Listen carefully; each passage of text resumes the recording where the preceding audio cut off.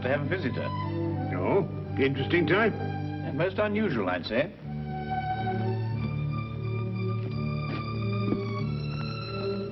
I don't see anyone. My dear Watson, the street is hardly deserted.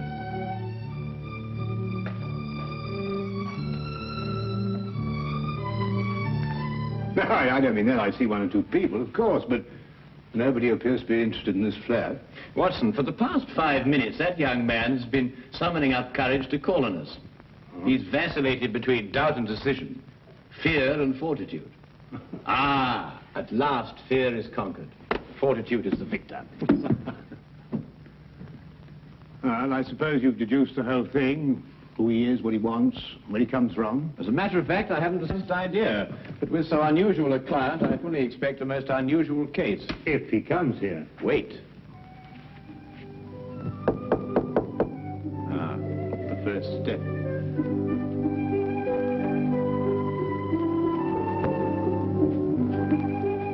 Is this Mr. Holmes' flat? It is. Won't you come in?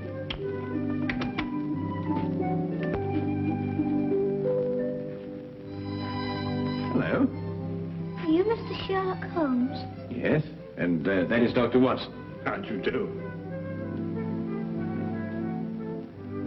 Anything the matter? No. It's just that... Yes? Well, I thought you'd be much stronger looking. Oh, well, I'm really quite strong, you know. I can tear dictionaries in half. Can you really? Yes, of course, and I'd show you if I had a dictionary handy. Well, what I've come to see you about will take brains. Well, I think Mr. Holmes has an ample supply of those.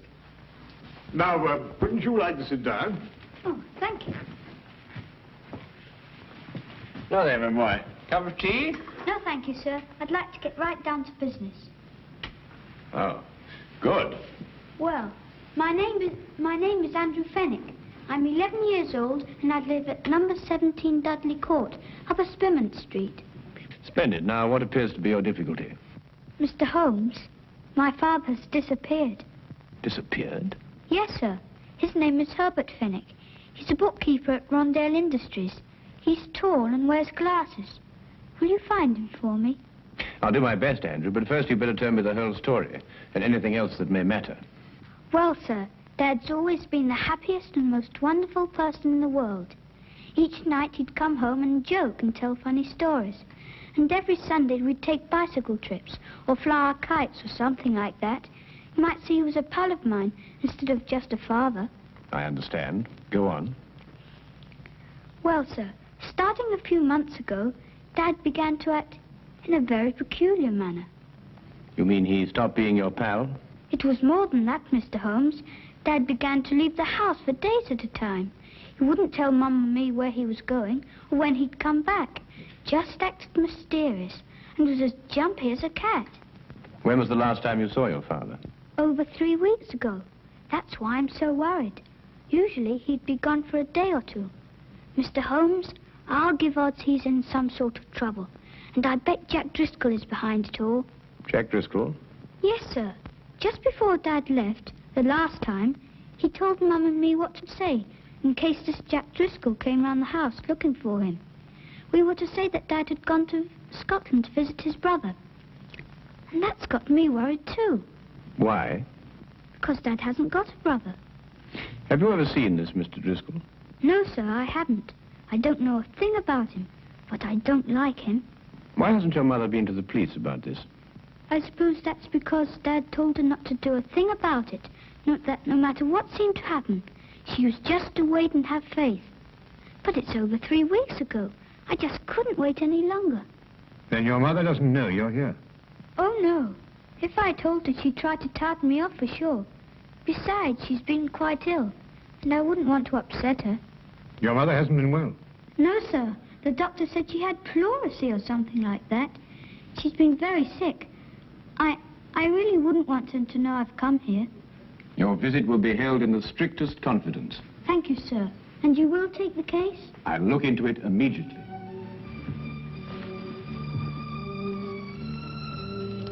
I hope this will be enough to retain your services. Oh, well, no, that won't be necessary, Andrew. But I insist. It's £2 6 shillings. It's all my own money, and I saved every bit of it. Now, I think you'd better hold on to it. Perhaps you can do me a good turn someday. No, sir. A business deal is a business deal. Pay on the line and no welching on dips, I always say. Very well, Andrew. It's a deal. But £2 6 shillings is far too much. I'll settle for £1. Really? £1 enough? Quite enough, Andrew. Thank you. Thank you, sir. I'll let you know as soon as I hear anything, Andrew. Goodbye, my boy. Bye, sir. Well, Watson, we'll find that boy's father if you have to search every gambling den in England. Gambling, then? Yes, didn't you notice his clothing? Well, I suppose so. Nothing extraordinary there. On the contrary. The shoes were most expensive, but the coat was threadbare. The trousers came from the best haberdashery, and the cap was ancient, attesting to the father's streaks of good luck and bad luck. Yes, but that's not sufficient evidence to label Fenwick a gambler. Quite right, but there were other indications. Young Andrew's speech, if you may recall, was sprinkled with the peculiar jargon of the gambler. Such terms as touted off, I'll give you odds, and welching on a debt. The boy obviously learned from his father. I see. Further, I'd say the man's mysterious trips were to various sporting events held outside of London. Horse races, dog races, and so on. Yes, Holmes, but why should an apparently contented man like Fenwick suddenly turn to gambling? Well, my guess is that the mother's serious illness created a heavy drain on Mr. Fenwick's slender financial resources. He probably hoped for the gambler's classic killing. Well, Holmes, you've certainly answered everything. I'm afraid not, Watson. 2 questions yet remain unanswered. Where is Mr. Herbert Fenwick? And who is the shadowy Mr. Jack Driscoll? Where to, Holmes? To Inspector Lestrade's office. In this particular case, he may be just the chap to help us. Now, that's what a gambler would call a long shot.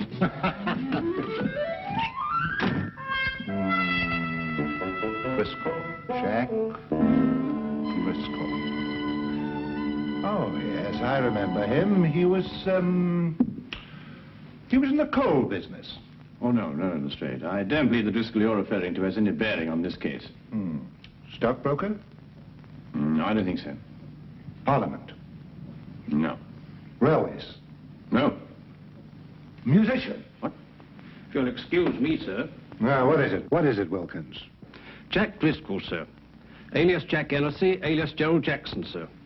Arrested 1891, suspicion of murder, released. Arrested 1892, burglary, convicted and served 1 year. Arrested 1894, suspicion of forgery, released. At present believed involved in illegal bookmaking practice. Whereabouts unknown, sir. Now, that unsavory brew sounds much more like our cup of tea. Tell me, Lestrade, in which of the various sporting spheres is Mr. Driscoll most active?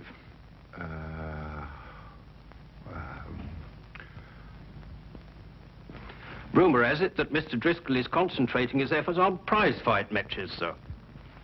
Well, thank you very much for your assistance, Inspector. And you too, Wilkins. Good afternoon, gentlemen. Well, if I know you, Holmes, I suppose now we'll be attending a prize fight. Quite right, Watson. This very evening, hulking Harry Thornton meets Powerhouse Percy O'Noonan at Londonderry Gardens.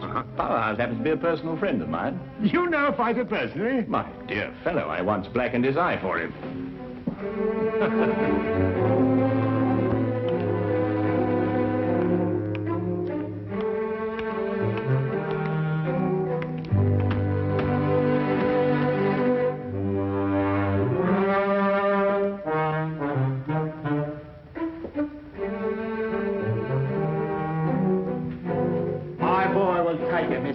Because he thinks.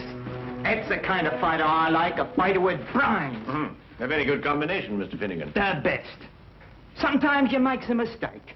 You sees a fighter what? It's hard, and you think maybe you got a champion. But if he don't think, nothing. You understand? Oh, yes, perfectly. Tell me, Mr. Finnegan, have you got... Excuse me. It's time Percy got started now. You can take him up now.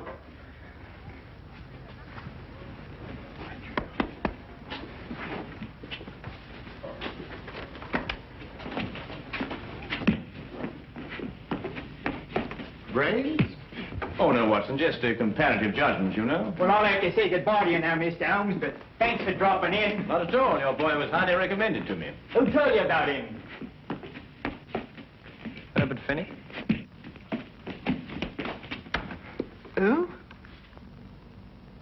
Herbert Fennick. Herbert Fennick? You know him? Of course. I was just saying that. Excuse me, Mr. Holmes, I've got to be going now. Curious reaction. Perhaps not so curious, Watson. The proper use of that name may open several tightly barred doors. Proper use? What do you mean, Holmes? Well, if I'm correct, you'll soon see for yourself. Just let's continue to drop the name.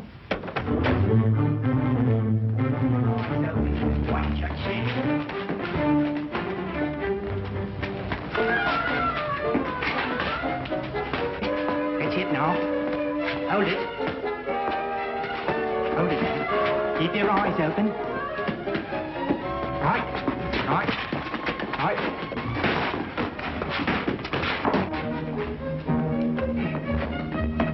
Watch it now, Percy. Watch it. That's it. That's it. Hold it now. Hold it.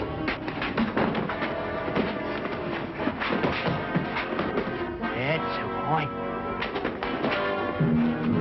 Keep your eyes open. Keep your eyes open. Now!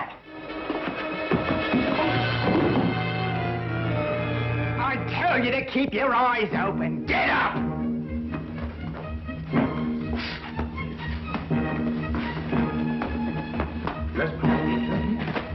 Good old Herbert Fennick. I must remember to get his advice on next week's card. You know, it's a pity poor old Bert Fennick couldn't come with us this evening. Yes. Do you know what old Herbert Fennick told me this morning? No, what did Herbert Fennick tell you this morning? You hear that? You know, Watson, it's not every day you can meet a man who'll give you insight. Sounds like just what Driscoll's been looking for. I told you that admit it. You remember I said... What are you waiting for? That we met a chap like... Don't like taking him either. They might get roughed a bit later, then somebody says they saw him leave with us. Do you think the street would be any better? You know him? Mr. Holmes, the big one is. He knew Percy. Didn't catch the other bloke's name, but he looks like a fighter I used to know. Got the sack for using unfair tactics. I figured he was a bad one. Got a nasty look about him. Well, if he tries anything, don't expect any Marquis of Queensberry out of him. Use some of your own tactics. Righto. Get to it now before the Upton leaves. Let him know we mean business right from the outset. Stand by, Watson. I think we shall have company in a moment.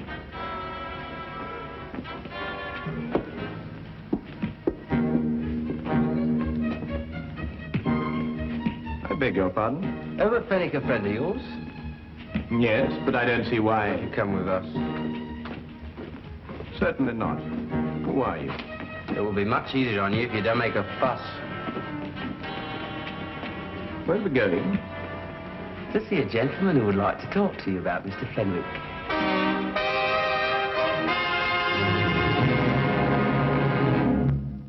All I want to know from you is where you saw Fenwick last. Well, I believe it was at Murgatroyd's saloon. No lie. Here, I say, look. Fenwick wouldn't go to Murgatroyd's. Maybe the Green Man or the Houndstooth or the Brass Goblet, but never Murgatroyd's. There isn't too much money. Well, Mr. Driscoll, we've been to a lot of places today. Perhaps it was one of the others. How do you know my name? Well, You were pointed out to us. It seems you're quite a well-known figure in certain circles. Well, Mr. Driscoll, if we should see Mr. Fenwick again, is there any message you'd like us to give him? he knows what I want, that Wilshire. Oh, he's in debt to you, is he? Over £1,000. I'm not willing any longer to collect. If I get my hands on Fenwick, that'll be the last of him. And that goes for you, too, if I ever find out you helped him in any way. Now, get out of here.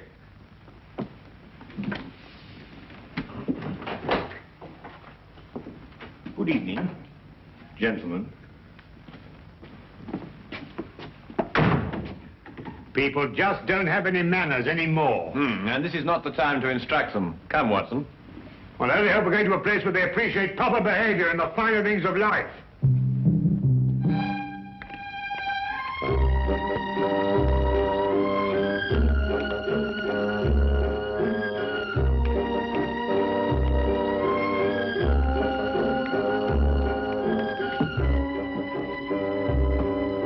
so sorry, Governor. Not at all, sir.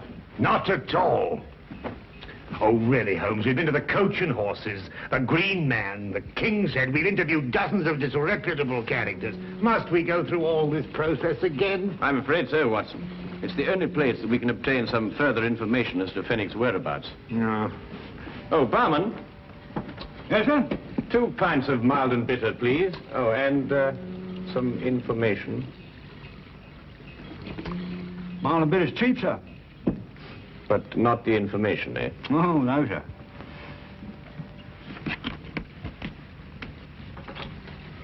Herbert Fenwick. Oh, him, poor chap. What do you mean? It was along here not a few weeks ago. We were talking confidential like. Told me he booked a passage to America. Too bad he won't be able to use it now. Oh? Why not?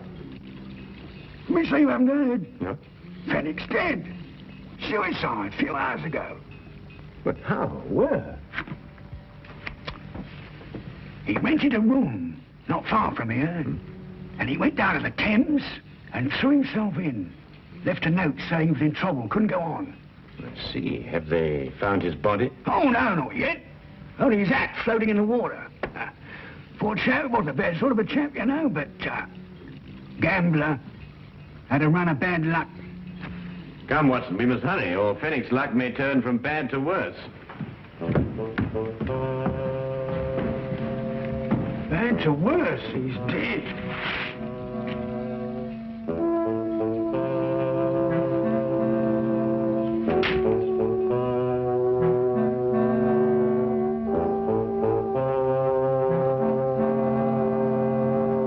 Well, there you are, Holmes. What more do you want? The body. Oh, we'll soon find that. There's no doubt about that. The river patrol's dragging the Thames already. I assure you, Inspector, Herbert Fenwick is still alive. Then why should he write a suicide note? Surely the question is, why should Fenwick write a suicide note in such explicit detail? Listen, this is a terrible thing to do, but I have made up my mind. It is the only way to end my difficulties. Today at 6 p.m., I'm going to the Thames. I will jump from the Hertford Bridge. Forgive me, but have faith. Signed, Herbert L. Fenwick. No, Holmes, I can't follow that line of reasoning. Then perhaps this may convince you. Take a look at that hatband with Fenwick's name on it. You'll notice that it's absolutely brand new. Whereas the hat, of course, is unmistakably old. You mean then, Holmes, that Fenwick here had his name put into his band in the last 2 or 3 days? Exactly. Merely a ruse to make people believe that he committed suicide. Yes, but why should a man say he's dead if he isn't? Well, to avoid his muscular creditors, for one thing. If they believed the reports of his death, they'd have no choice but to write him off as a total loss. Yes, but if he's still alive, somebody's bound to see him sooner or later. Not if he's made plans to go to America. All right, then.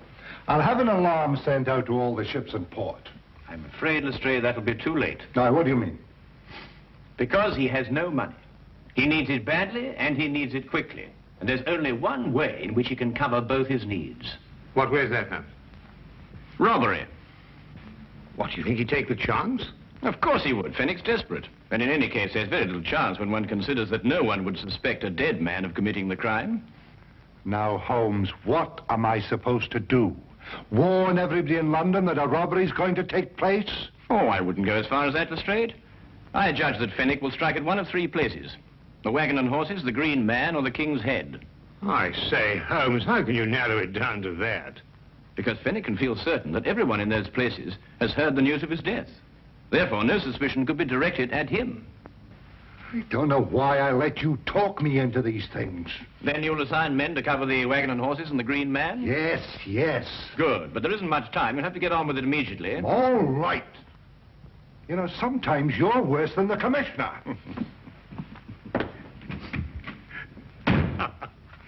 Tell me, Holmes, what about the King's Head? Ah, that will be our little project, Watson. But first, I want you to carry out a mission of the utmost importance. Now, listen to me closely.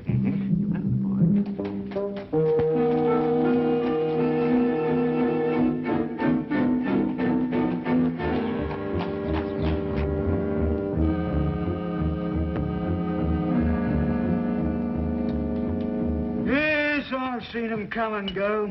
big and small, happy and sad. And I tends to my business and keeps my hands clean. Ah, well, that's a splendid philosophy. Yeah? It's getting near closing time. Oh, yes, sir. So it is. Put your hands up. I'll take that if you don't mind. I'm sure he does, but then he has very little choice, has he? You, get over there. Go on, hurry up. You two. Go on. I'm sorry, Holmes. We had a bit of difficulty again. Oh. Oh, no. I've got him, Fenwick. What?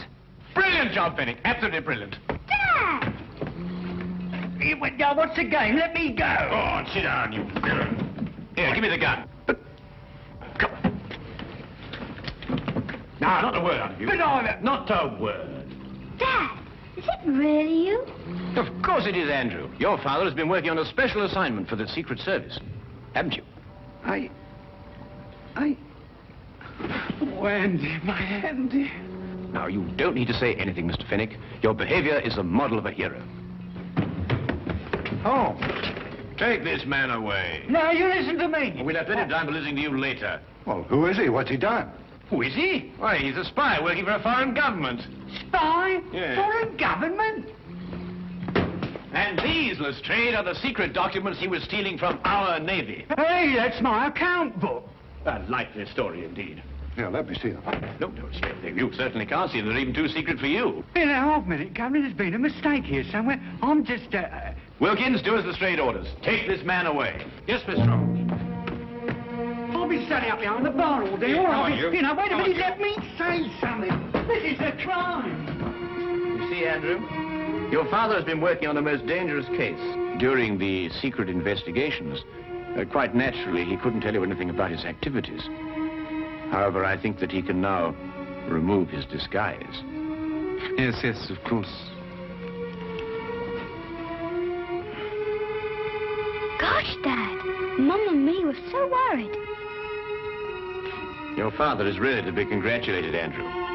You see, the Foreign Office chose him specially for this very important task because no one in the underworld would have suspected him of being connected with the law. Mr. Holmes, I don't quite know how to thank you. Well, Fenwick, now the job is done. Of course, you'll have to return to your old job and take up the strings of your old life again. But if I know you, you'll work hard, meet all your obligations, and carry on like the splendid citizen you are. That's just what I'm going to do. I'll never leave my family again. Then good night, Mr. Fenwick. And good luck. Come on, Andy. Let's go home. Oh, Andrew, I've just remembered something. Here's your pound bag. Golly. Come on, sir. Lestrade, I've just had a sudden thought. I think perhaps you'd better release that bartender. He must be getting rather upset by now. Holmes, either you've gone insane or I have. No more insane than usual. After all, everyone is entitled to make a mistake. Scotland Yard does sometimes, you know. I'm at least entitled to one. Good night, Inspector.